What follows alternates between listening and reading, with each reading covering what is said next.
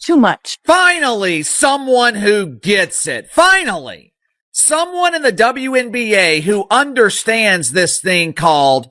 That's the beauty of it. Sheldon came in with the whole enforcer energy, but Sophie Cunningham flipped the script and made her look like the punchline instead of the problem. Every bump Sheldon tried to give turned into a highlight for Sophie. She'd take the contact, laugh it off, then torch her on the very next possession.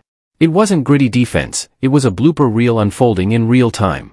Fans were cracking up because Sophie wasn't just outplaying Sheldon, she was clowning her with swagger, sass, and a little bit of disrespect. That's what makes Cunningham so dangerous. She mixes toughness with personality in a way that turns a heated game into pure entertainment. Of course, Sophie Cunningham owned Jacy Sheldon from the same game that Marina Mabrey did the massive body slam into Caitlin Clark on. And of course, later in the game, Sophie Cunningham would take her rightful place as the Indiana Fever enforcer, and I believe took the first step to her becoming the second most popular player in the WNBA. Jacy Sheldon picked the worst possible day to cosplay as a tough guy, because the moment she tried sneaking in that cheap shot, Sophie Cunningham flipped the script and turned her into a blooper reel on legs. What Sheldon probably thought would scream grit and grind ended up looking like slapstick comedy, with Sophie mixing toughness, sass, and pure humiliation into a live roast. Every move Sheldon made got erased and replaced with Sophie handing her a steaming platter of embarrassment, her body language afterward looking less like a defender locked in and more like someone who just realized they hit send on a 3 a.m. text to their ex, because this wasn't defense, it was Sophie Cunningham auditioning for a sports sitcom and Sheldon playing the most embarrassing extra on the court. On a basketball court. And a lot of people don't want to watch that. They want to just watch basketball.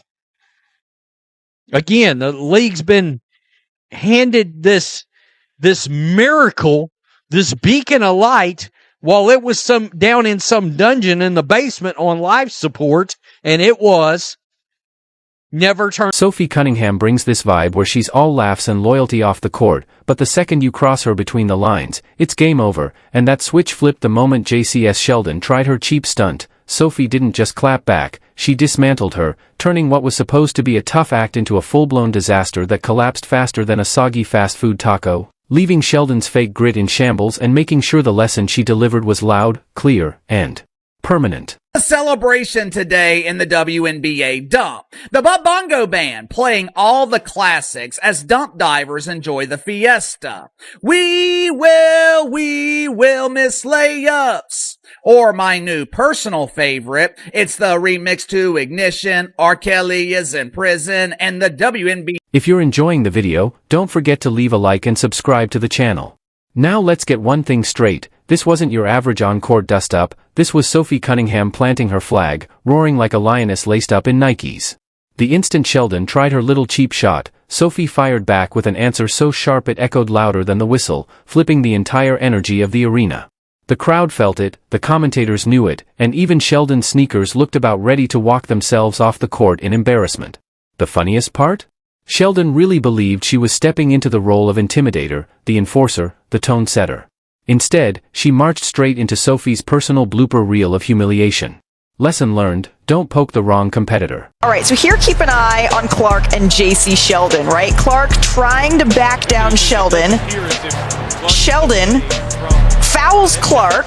Clark a little upset because she feels like she got poked in the eye, but then watch Marina Mabrey here. She sees what's happening. The WNBA has had its fair share of fiery moments, but this one was pure stand-up comedy disguised as a basketball game, so lopsided that memes practically started writing themselves before the scoreboard even cooled. Sheldon walked in thinking she'd play the villain, but villains only work when they inspire fear. Instead, she brought nervous substitute teacher energy, awkward and out of place. On the other side, Sophie Cunningham unleashed the ultimate combo, the class clown who keeps everyone laughing while secretly holding all the power. One tried, the other owned the entire stage. With somebody playing the new role of Dejanay Carrington, Jacy Sheldon, we had Caitlin Clark getting teed up involved in the incident. How does that happen? You've got Marina Mabrey just coming in and Mabrey just thrashing into Caitlin Clark, of course, slamming her to the ground. Now let's take a second to appreciate the brilliance of Sophie Cunningham not even breaking a sweat while turning Sheldon into a blooper clip. This wasn't some gritty back and forth where both sides came out looking tough. This was Sophie treating the whole thing like light cardio. Sheldon swung, Sophie brushed it aside like she was flicking lint off her jacket.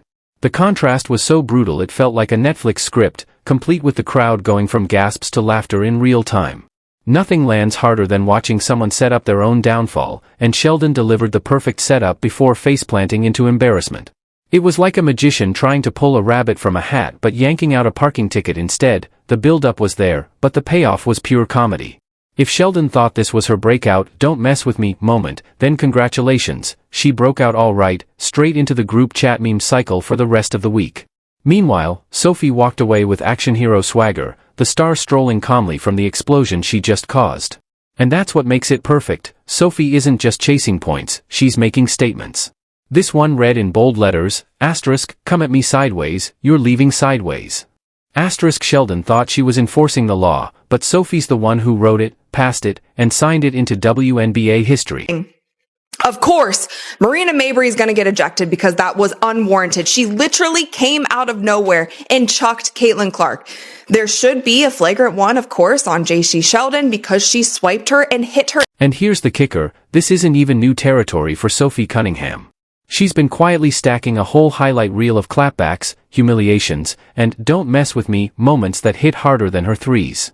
At this point, she could drop a masterclass titled "How to End Careers While Still Hitting Buckets," and Sheldon would be the first in line to sign up. What makes this one sting extra is the psychology behind it. Sheldon thought she could rattle Sophie with intimidation, but Sophie looked more bored than bothered, which is the ultimate insult.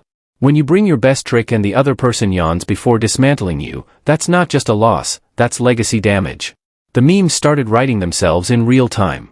Sheldon's expression after Sophie checked her had big, wrong checkout line at Walmart energy, the instant regret you can't undo. From that moment on, Sophie doubled down, casually reminding everyone why she's the reigning queen of on-court pettiness wrapped in power. And honestly, it felt like poetic justice. Dirty hits don't win games, but they do get you immortalized in your opponent's highlight package. Sheldon may have been the feature, but Sophie was the director, producer, and star of the show. That's not just basketball, that's entertainment with a sting. Don't start no shit, won't be no shit! Shout out to the Indiana Fever. I'm feeling good, folks. Welcome to WNBA Fight Night, or as some people are saying, WNBA Raw. Somebody really does need to check if Sheldon's agent has updated her profile, because after this meltdown, her endorsement tier dropped from Nike-level swagger to oops-proof bandages at CVS. Meanwhile, Sophie Cunningham's stock is through the roof. She's not just playing the game, she's dictating the entire vibe. And the vibe of this matchup was simple: don't mess with Sophie unless you're ready to get roasted in 4K. The irony is almost too good. Sheldon probably spent pre-game hyping herself up in the mirror, thinking, tonight's the night I make my statement, and she did, just not the one she envisioned. Instead of setting a tone, she set herself up as the punchline. The WNBA loves rivalries, and now this one has real box office potential: Sheldon's fake tough talk versus Sophie's certified toughness. Spoiler alert, real toughness ran away with the win, and it wasn't even close. If basketball games came with Yelp reviews, Sheldon's night would be stamped with a 1-star rating, not because she didn't try, but because she tried and failed in the loudest, funniest way possible. Sophie, on the other hand, just earned a Michelin star for her world-class excellence in humiliation.